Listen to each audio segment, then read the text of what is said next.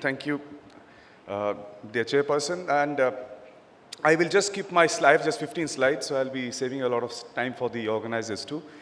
And I'll keep it exactly clinical because of this term that what are the difference between the different gliptins in clinical practice. There are a lot of mechanistic difference, structural differences, which are important to understand when we are trying to explain a lot of clinical differences with the use of these drugs. But that can be discussed later on. I'll just keep it as clinical as possible, and I'll give you a brief summary of the package insert of all the gliptins that we have, because that's the easiest way to get all the information that we need. So this is my flow of the talk. What are the different types of DPP4 available to us? There's no point discussing about the gliptins which are not even available to us, so let's go through it. And we'll go for the comparison from three perspectives: metabolic, cardiovascular, safety, and in special circumstances like the use of these drugs in the CLD, CKD, and similar scenarios.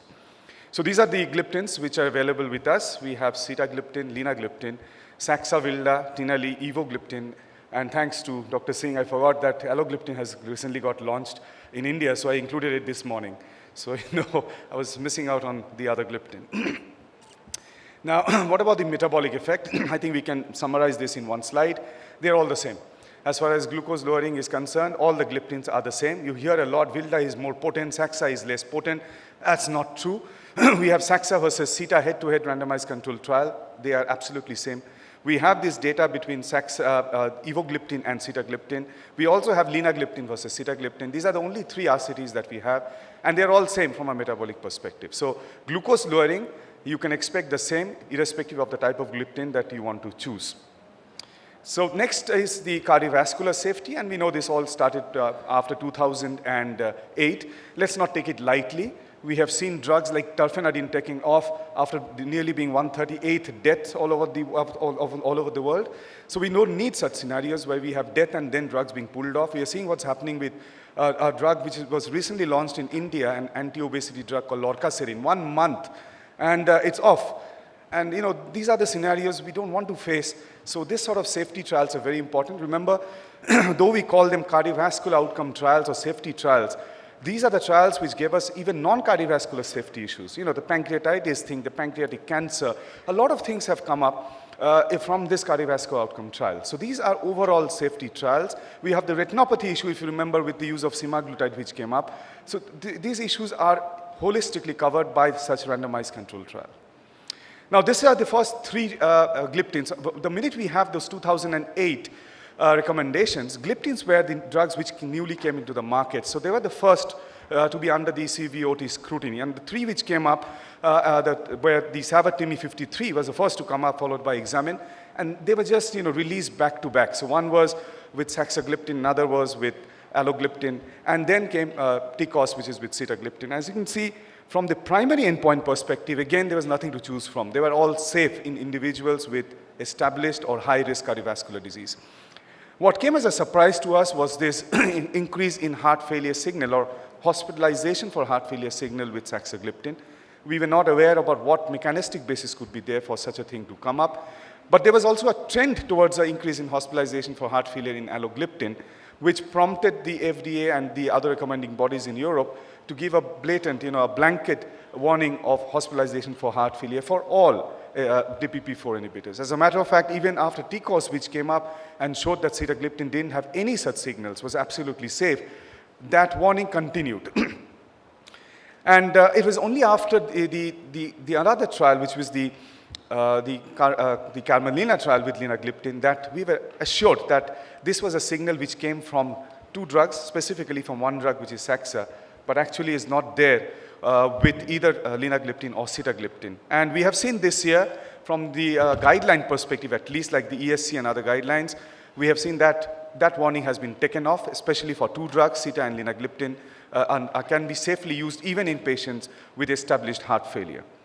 Now, in order to understand, the three drugs which has come up, the DPP4, SGLT2, as well as the GLP-1, we did this meta-analysis, in which the part I'll be showing you is the one with the DPP4 inhibitors. And as you can see from the cardiovascular risk point of view, we created a risk called the atherosclerotic composite with MI and stroke.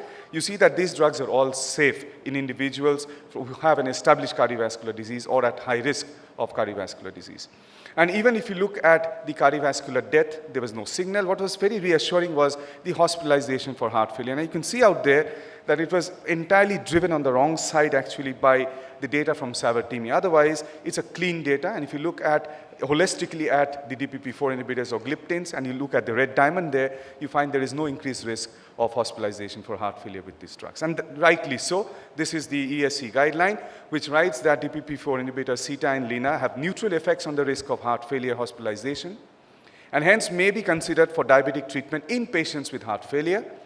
In saxagliptin, there is an increased risk of heart failure hospitalization, and hence not recommended for diabetic treatment in patients at risk of heart failure or with previous history of heart failure. So it's not that they cannot be written.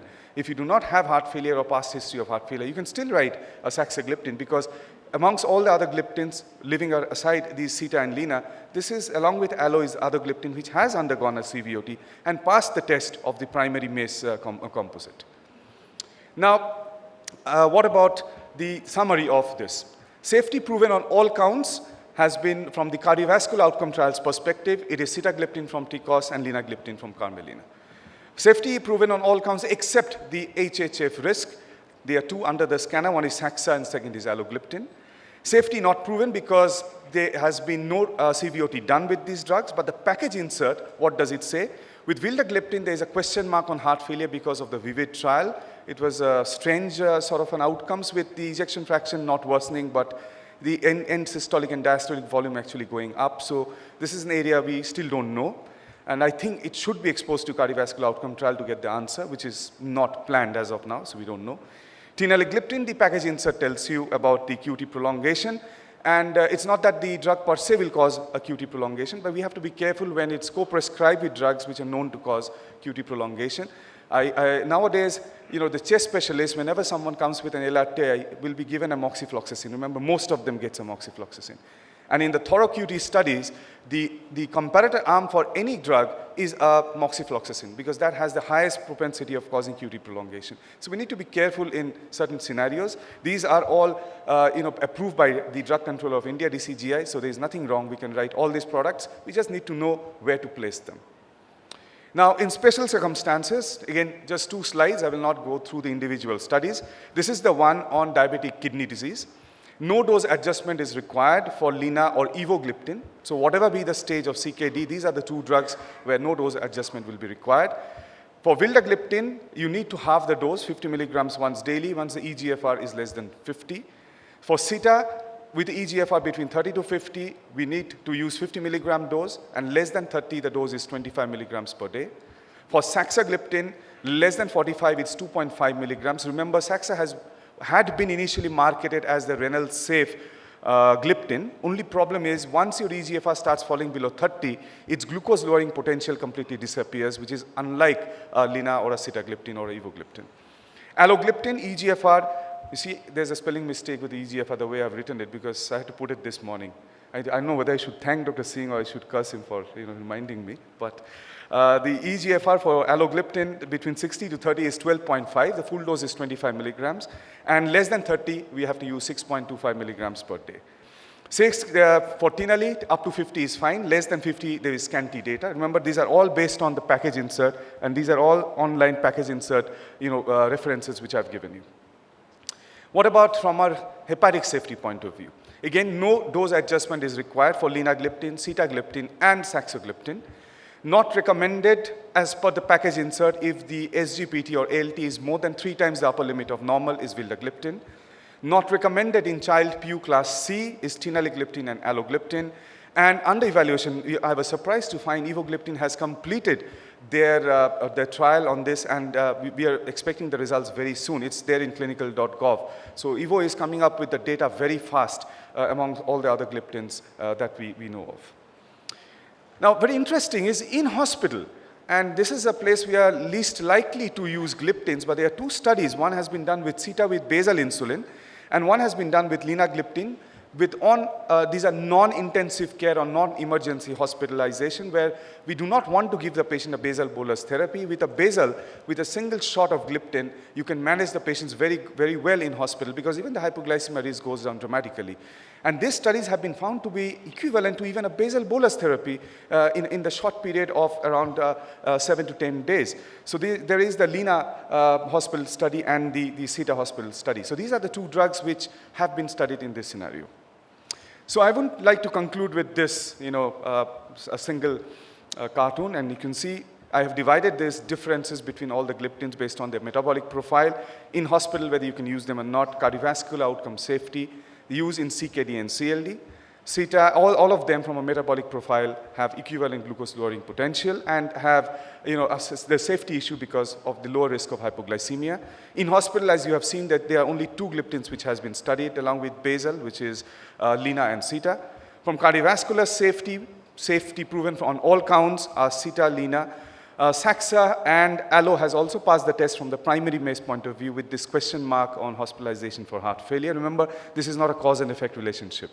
There is no cause and effect relationship between you give Saxa and they'll develop a heart failure. It's not like that, but it's the reverse. You have a heart failure, it's better to avoid this group of drugs.